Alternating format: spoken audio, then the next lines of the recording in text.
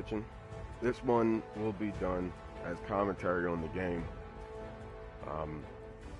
Having since the game has been out for about 2 days now, the beta, I'm going to make this video one of an assessment, my personal thoughts after now dealing with this. So first, I think this is a good game based upon the beta and what this provides. A lot of people are going to be naysayers. I don't get it, but whatever. It's just the way people are. They say that you can please some of the people some of the time. You can please all the people some of the time, but you can't please all the people all the time. So, whatever. As I said in my previous video, buying a game depends upon what you want out of it. The way they've done it, and I like it here, is that they streamlined what worked in Battlefront to this game. I think a lot of that has to do with the fact that they did have the same crew that worked on the Battlefront game work on Battlefield 1, which at the time makes sense because we heard in the gaming news stories that this is what they were doing. They took half their crew from Battlefront and pushed them over to finish this game. Now, the fact that, say, it's a clone of Battlefront, whatever. I think they did a good job in this game. This is what I've seen so far. This is before the October 21st game comes out.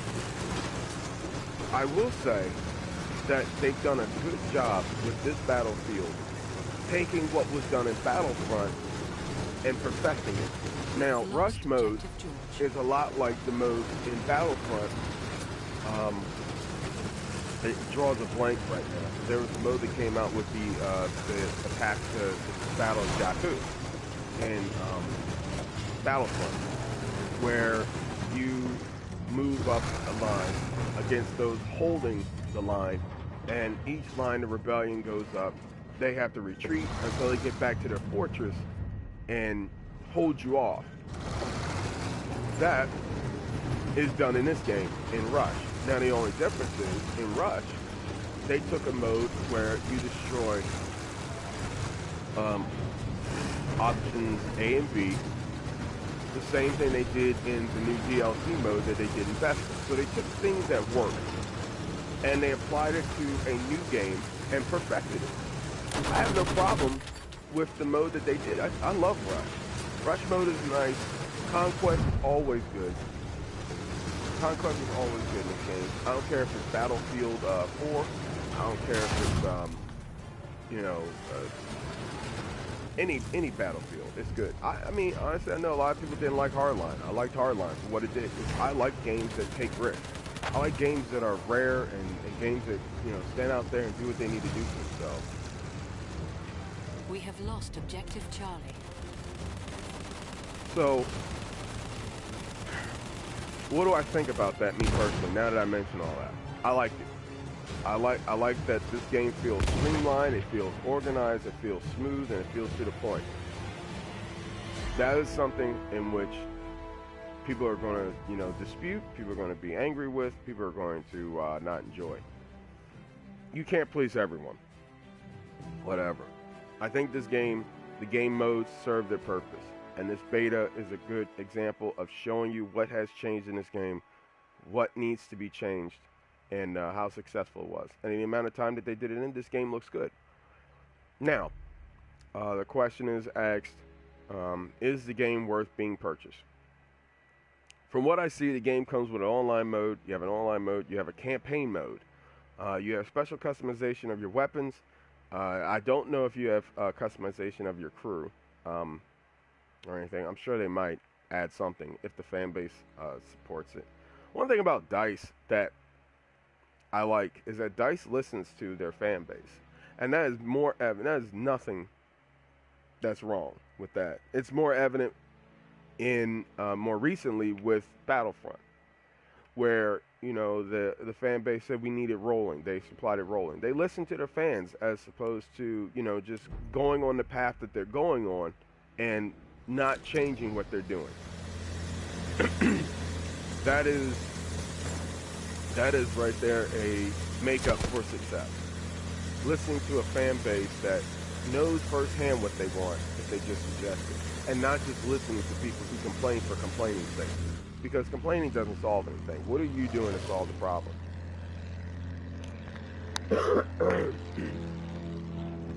So, with that being said, that's one of the reasons why I like the game and why I'm going to go purchase it.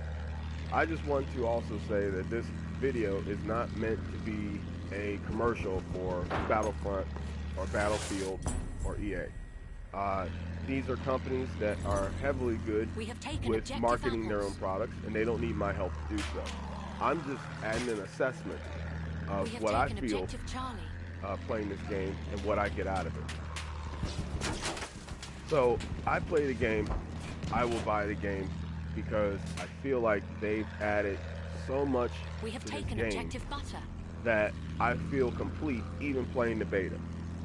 I think the scenery is beautiful. This goes to what was in Battlefront. It's photorealistic. It looks so much better than what the games of even 3 years ago looked like. We have taken objective Edward. I am an aesthetics fan when it comes to games. When I play Madden, I look at the uniforms, I look at the stadiums, and I am gameplay 1B. So it's aesthetics 1A, gameplay 1B. Aesthetically, this game looks beautiful. It looks like they recreated all the historical sites that was around between World War We have taken objective Duff.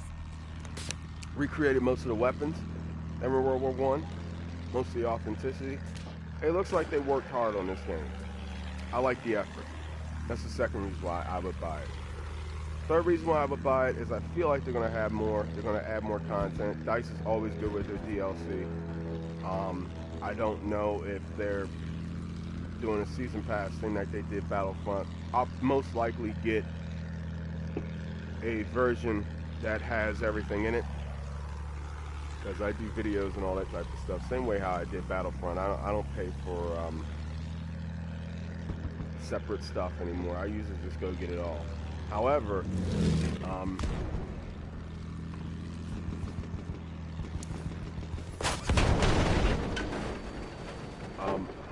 I feel like this game is worth the purchase.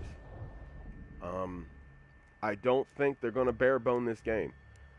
You're going to have a campaign mode in this. You're going to have a fully immersive multiplayer. So you're going to have the best of both worlds. You're going to satisfy the single-playing community, and you're going to satisfy the multiplayer community.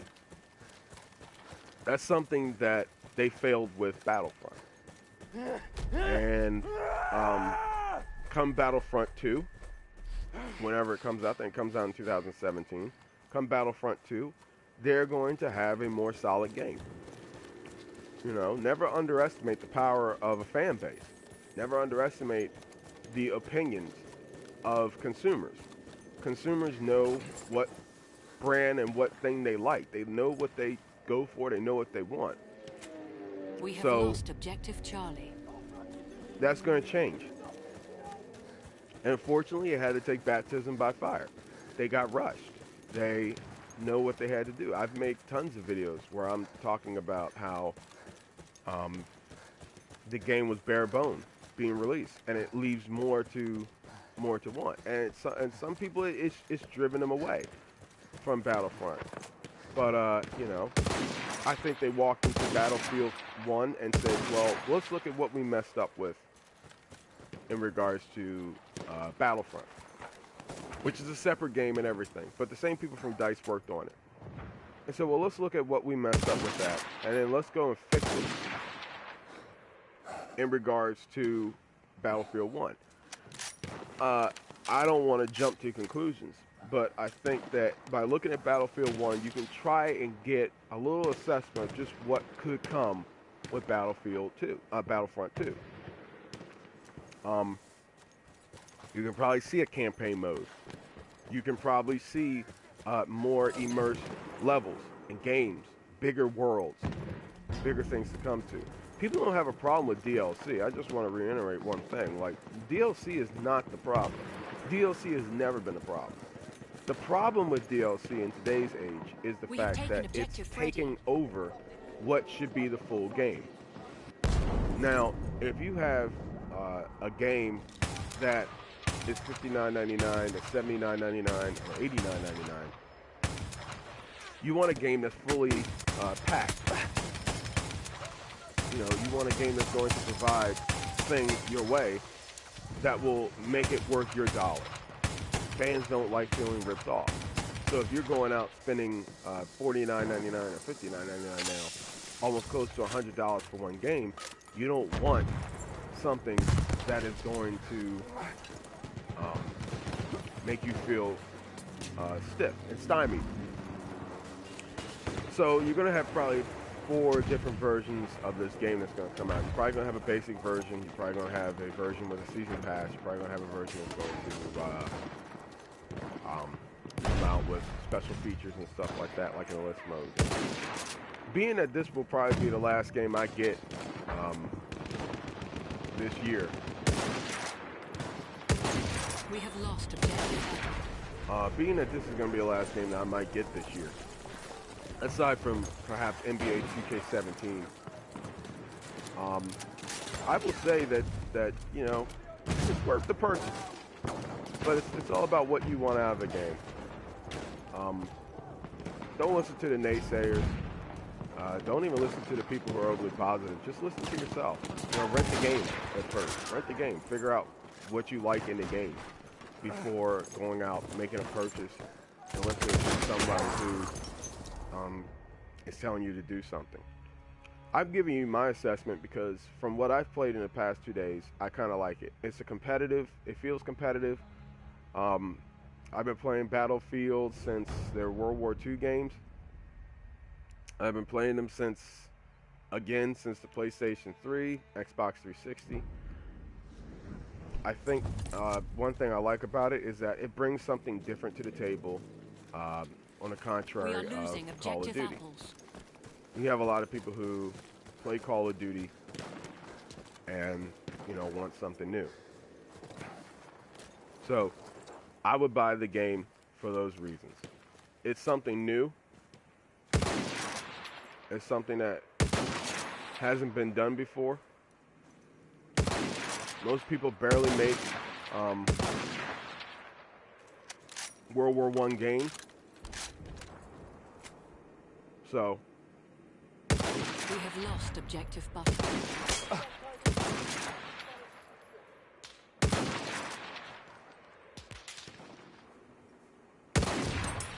Most people don't make World War I games anymore, if not ever. They rarely make Vietnam games. They rarely make Civil War games. They usually stuck to World War II. So I like buying games that are unique, that stand on their own, that bring something new and fresh to the table. Call of Duty used to be that way. You know, I don't want to turn this into a Call of Duty bash fest, but one thing I said when I played Rainbow Six is that Call of Duty kind of produces a no-thinking, shoot-first, ask questions later type of culture and first-person shooting. And this is coming from a person who played GoldenEye when it first came out, who has played a lot of first-person shooters that have come and gone. There are shooters that teach strategy, and there are those that just teach arcadey style of fun. The problem when you run into that is you're merging all those worlds, and that was the problem with we have Rainbow lost Six. objective apples. Rainbow Six is a strategic, mature-based game, meaning that you have to put thought into what your actions are, because if you don't put thought into your actions, your team can lose. Your team can lose wholeheartedly, and it could cost everybody. Now, bring people over from Call of Duty who are used to that style of playing, and you have what you got. You got people who are running out, shooting, not putting thought into anything, not doing anything, they lose games. That's what happens. Now, you'll have a lot of people mad at this game because they're used to that Call of Duty type of mentality. The shoot first and ask questions later type of gameplay. I don't think Battlefield is on the same intense strategic level that, say, Rainbow Six is on. Because Rainbow Six is a close-knit, you know, team of 6 people. I think it's a team of 5. Yeah, a team of 5 people on each side. And you have to play an objective, and you have to use strategy to get it. Battlefield uses strategy. You know, Conquest mode is a strategic mode. You have to figure out what way to get the objective, secure your flags, make sure you get the win. Rush is a strategic thing where you're going to have to figure out how to reach your destination on time. Call of Duty doesn't provide that anymore. In fact, I don't think it ever did.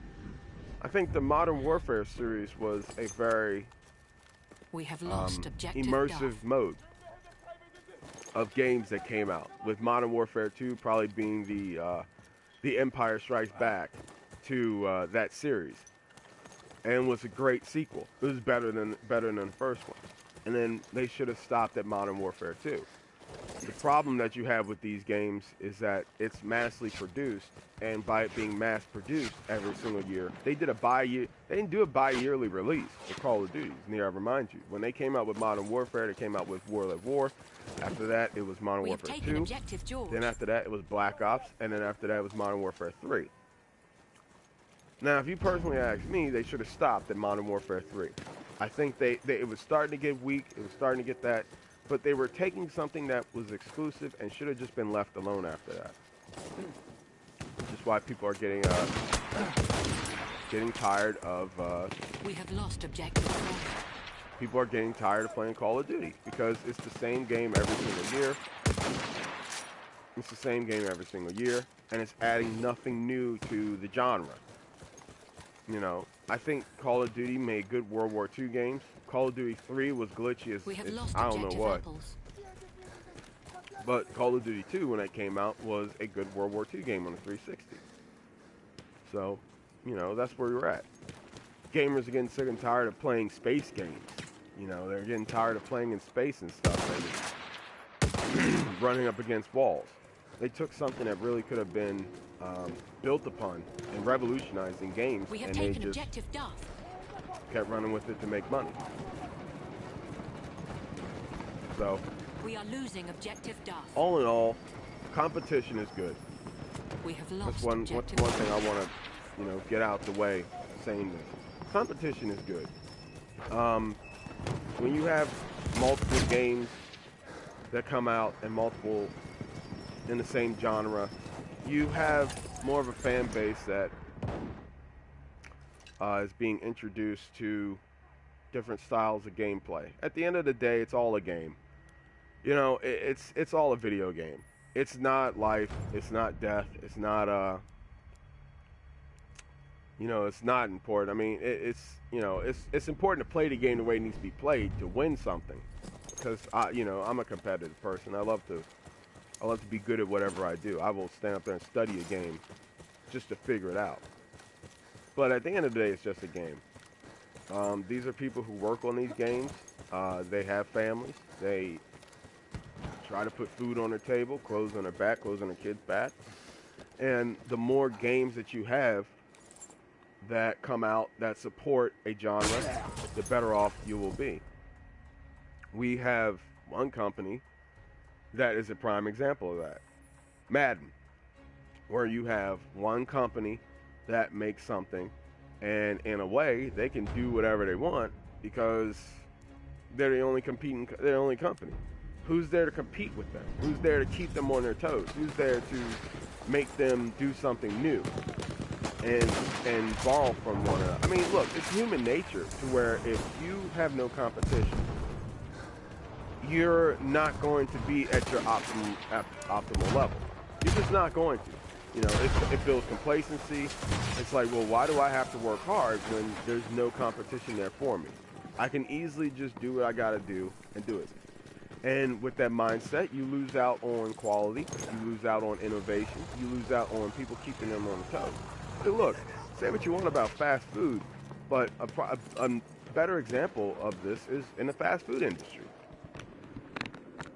When you look at fast food and you look at Burger King, Taco Bell, Pizza Hut, Chick-fil-A, and all this type of stuff, they all pretty much supply the same thing. However, what they supply and the way they supply it is what makes them unique. So when you have competition, competition allows you to bring out the best in what you got. So let's say DICE works on Battlefield 1. Call of Duty may want to switch up their stuff. Activision may want to switch up their stuff from now on. You know? They can probably say, okay, well, what did Battlefield 1 do? Okay, we're looking at our sales. We want to figure out why people don't like our game. We want to figure out why people are not trying to buy the game. You know, what are they doing that's new? What did Rainbow Six do that was nice? So they may implement that into their game next year if they care. If they know that a fan base is just going to blindly follow them and just buy anything that they ship out, they're not really going to care that much because, hey, they got your money. And that's just how it goes. I know, like I said before, I'm not trying to make this into a bash fest, but I just want to tell the truth about how these businesses work and about how games work as a whole. You know, the best game companies are game companies that listen to the fans, innovate, create, and start something new. And as long as you have competition, you're going to be able to achieve that. If you don't, complacency sets in, and you give people the, oh man, do I really want to buy it? But, you know, I have no other choice because there's no other product. I guarantee you, whole front, that if Madden didn't buy up, if EA didn't buy up that NFL exclusive license, if the NFL didn't come to them and give them the option, people would still be playing NFL 2K15, 2K16, 2K17. There'd be an NFL 2K17 that'd be out there, and you can imagine what 2K could do with that game. And with all you have to do is just look at what 2K has done with the NBA 2K series and how they basically made NBA Live a non-existing topic. They basically took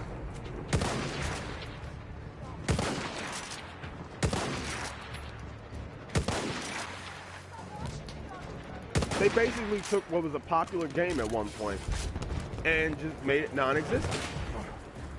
Now imagine what happens when you can be competitive and the other competitor is just better at it than you. You have to go under. I think Madden strives the way that it strives because it has no competition. So that's very important in the gaming world. It's very important in the gaming world. You have to make sure your games are in the hands of companies that are hard driven to provide something new, to provide something unique, to provide ideas that are going to work. If not, then what you got is a shoot first, ask questions later type of game where people year in and year out buy a $59.99 game that's of the same exact thing. So I am closing near the end of this assessment of Battlefield 1. I know it seems like I'm wandering everywhere, but the final thing is, how does all of this culminate into Battlefield 1? How does everything that I've been talking about go into this game that I'm playing right now? Well, it's very simple. You have a game right now that benefits off of the mistakes that was made with Battlefront. You have a game out now that benefits from the past successes of of this game's predecessors, and you have a game that can potentially be good based upon where it's at now in this era of video games, like I'm Hank Hill, of video games. That's not bad. That's actually a good thing. So if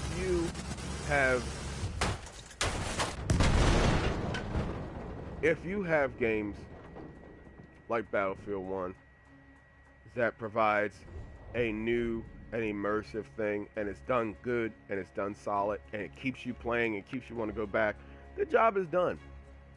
You know, their job is done. We're going to figure that out. It's now September.